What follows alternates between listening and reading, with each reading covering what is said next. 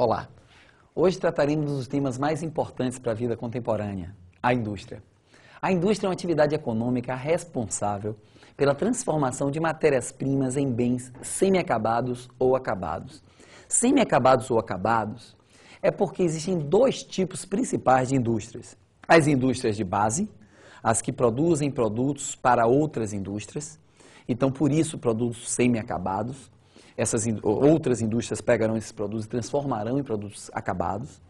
Essas indústrias de base, elas são fundamentais para a construção do parque industrial de qualquer país, porque ela é fundamental, ela é base, né? Ela é uma indústria de capital, de transformação, fundamental para as outras indústrias que existem.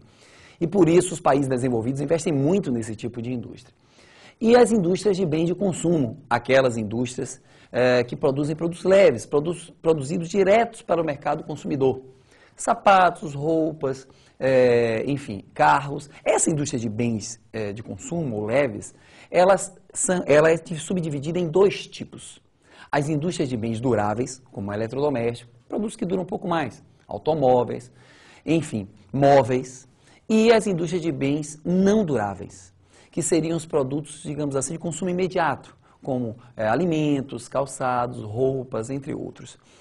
Para a gente entender esse processo da evolução dessa atividade econômica, da indústria, eu vou convidar o professor Ricardo Carvalho, que vai falar sobre a evolução da indústria no decorrer dos tempos, principalmente falando sobre a primeira e segunda revolução industrial, para que a gente possa chegar no hoje. Um abraço, Ricardo. É bom a gente lembrar que a primeira revolução industrial teve como centro a Inglaterra e a principal fonte de energia foi o carvão.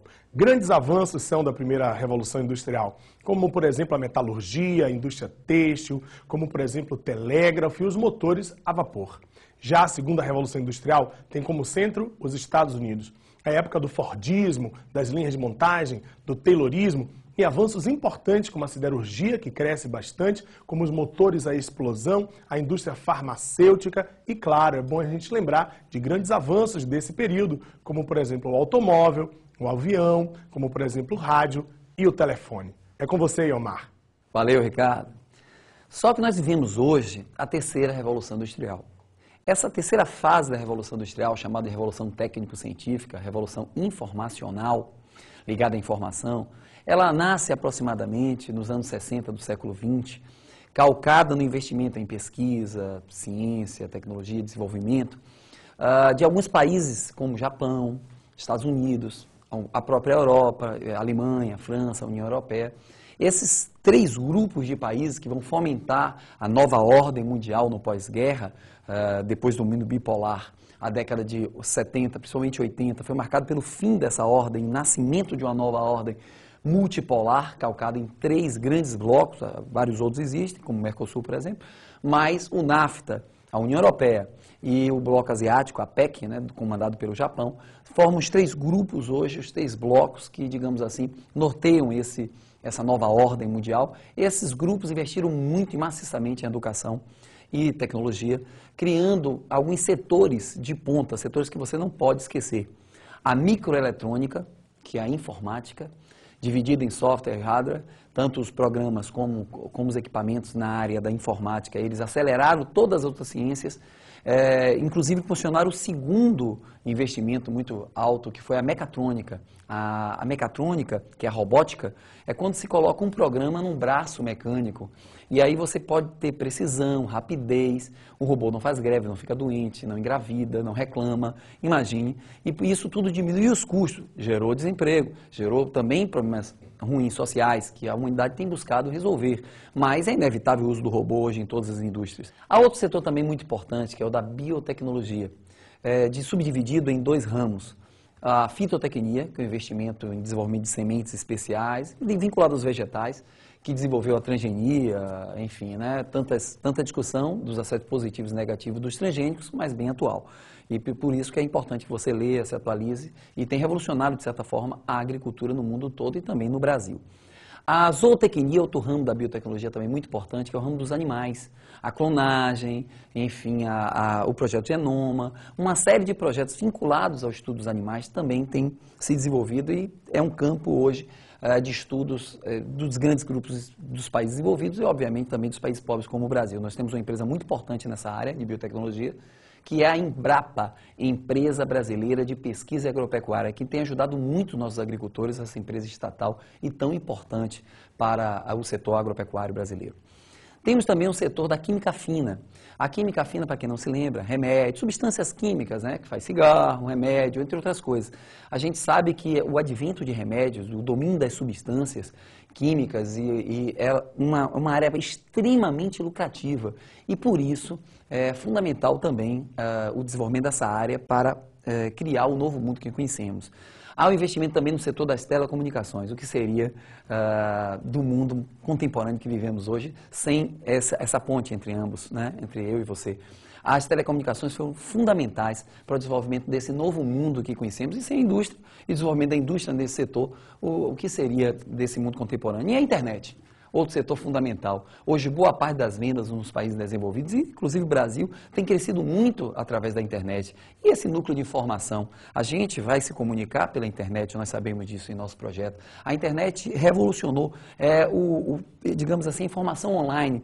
Ela tem mudado o comportamento, a cultura de todo mundo, inclusive aqui do Brasil. Então, esses setores de ponta, esse investimento nessas áreas, fez com que os países desenvolvidos se tornassem mais distantes dos países pobres, aumentasse essas desigualdades. E alguns países pobres, em alguns setores, também vêm investindo muito nessa área. Bom, isso criou, nos últimos anos, uma nova divisão internacional do trabalho, que vem desde o meio da década de 50 do século XX até hoje, tem se acirrado, que é essa nova divisão internacional, nova divisão internacional do trabalho.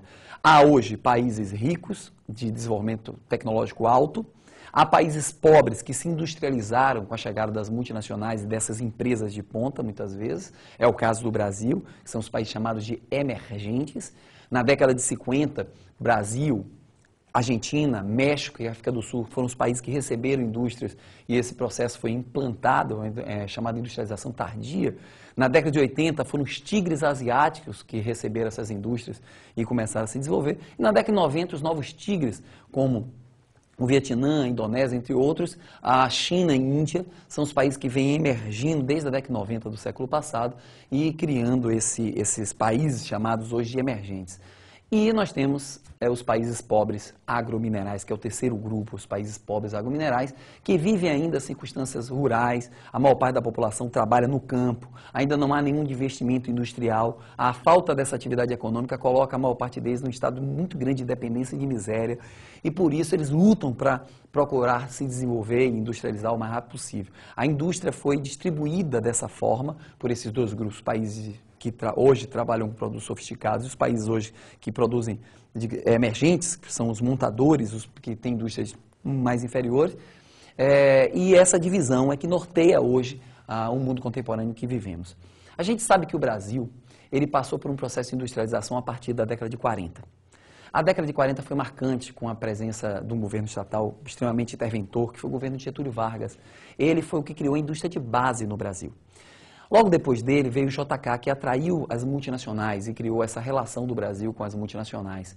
E com a ditadura militar, com o seu processo protecionista, logo depois o Fernando Henrique Cardoso, com o projeto neoliberal de abertura econômica e privatizações, transformou o Brasil num país aberto, um país que se industrializou com ajuda, de fato, internacional, independente. O Brasil, depois de Fernando Henrique Cardoso, ele teve o governo Lula, que reinvestiu nas exportações e fez com que o Brasil voltasse a ter um crescimento econômico bastante significativo com o aumento do consumo interno e com o aumento das exportações. Por isso, não se esqueça, há 4 fatores que marcam a industrialização brasileira. O primeiro fator é a concentração industrial no eixo Rio-São Paulo. Não pode esquecer que o Sudeste tem aproximadamente hoje 50% das indústrias do Brasil, apesar de haver hoje uma desconcentração industrial, e isso é um fato marcante. O segundo fator é o capital e tecnologia estrangeiro, quer dizer, o dinheiro e a maneira de fazer as coisas veio de fora, porque a indústria brasileira, infelizmente, foi implantada e não desenvolvida em larga escala com capital e tecnologia nacional.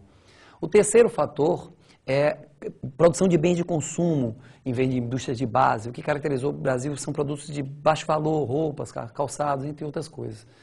E, por fim, a substituição de importações. Nós só produzimos aqui, atraímos as indústrias para produzir aqui o que precisamos, o que importamos, e não desenvolvemos tecnologia própria para fazer o que precisamos. Confio em você, um forte abraço, fiquem com Deus, estudem.